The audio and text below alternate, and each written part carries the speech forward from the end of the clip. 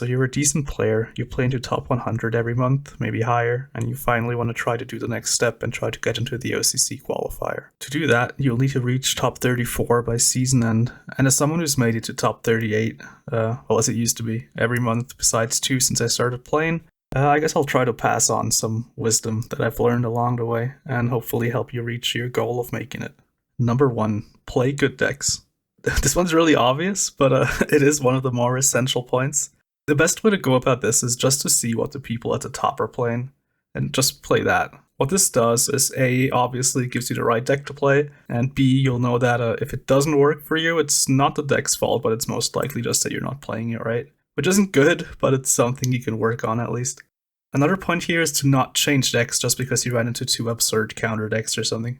If the people in top 6 are playing the deck, obviously it's working and they won't magically face completely different matchups than you are. To find out what people on the top of the ladder are playing, just go ask them. Most Western and some of the Chinese players that are high on the leaderboards will be on the Kards discords.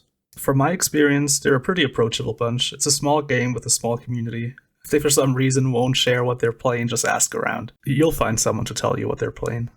Number 2, don't start seriously grinding too early. Don't try hard from day 1, it's a waste of time.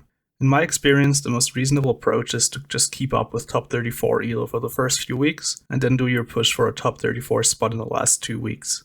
I usually like to secure the spot before the last few days of the season because that's when everyone starts sweating and tryharding. Because of that, I found the week before the last week to be the best time to go for your peak elo. If you wait until later into the month, the general player base will also be in a higher base elo, and you'll be able to avoid going minus 20 elo every loss because everyone else is still on 2000 while you're already grinded up to 2500 or something.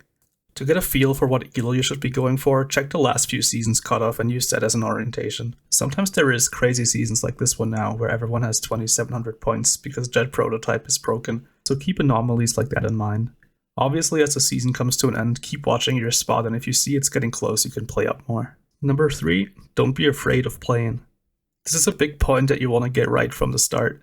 Don't be afraid to keep playing even though you're already in top 34 at your peak elo. I'm still working on dropping that habit, and many good players are still affected by this. Don't be an elo sitter, it stops you from greatness. If you've made it that far, chances are if you keep playing, you can get even higher. See what your limits are, and even if you lose a bunch, you can get a session in to get back or get to a new peak. That being said, sometimes, especially when there's still a lot of time left in the season, it's best to just take a little break and get back into it another time. That's the case especially when you realize you're tilted, tired, or just making a lot of stupid mistakes or something. Number 4, don't get upset about losing. Everyone loses, sometimes less, sometimes a lot, but really everyone, everyone has sessions where they log on, get clapped 5 times in a row and log off again. Either you're having an off day, got high rolled or whatever, it happens and it doesn't mean you're suddenly shit at the game. Elo is not a measure of your self-worth, and you should remember it's just a silly little game with an even sillier name. I know some people just do get tilted by losing a lot, but I do believe it's something you can work on. If nothing works, just lose so much you become numb to it. One thing that helped me here was to only push for rating when I have enough time to actually catch up on my losses. For me, I would often log on when I had little time, played 2 games, lost both, had to go, and felt like shit about it. If you set yourself aside enough time to catch up for any losses, that helps a lot with keeping your sanity. Number 5, ask for help. If you feel like you're not performing as well as you should be, ask for help. Most competitive players enjoy the game, enjoy talking about it, and enjoy helping other players.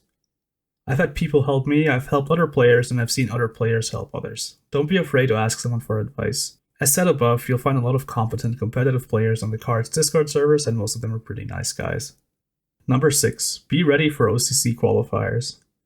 In the OCC qualifiers, you need to bring 3 decks, so before you play into top 34, make sure you actually have 3 somewhat decent decks to bring. If you really only have 1 good deck, but have the other nations on level 12 or something, you probably want to fill up your collection a bit more before going for this. If you just want to prove to yourself you can do it, I guess there's no one to stop you anyway. This, I think, are the most valuable things I've learned that helped me reach OCC qualifier spots when I started, and hopefully you can learn something from this. If you have any other advice that helped you, feel free to drop it in the comments for other people to see. With all that being said, I hope this helped you, and I hope to see you all making that climb soon. I hope you all had a great holiday season and a happy new year.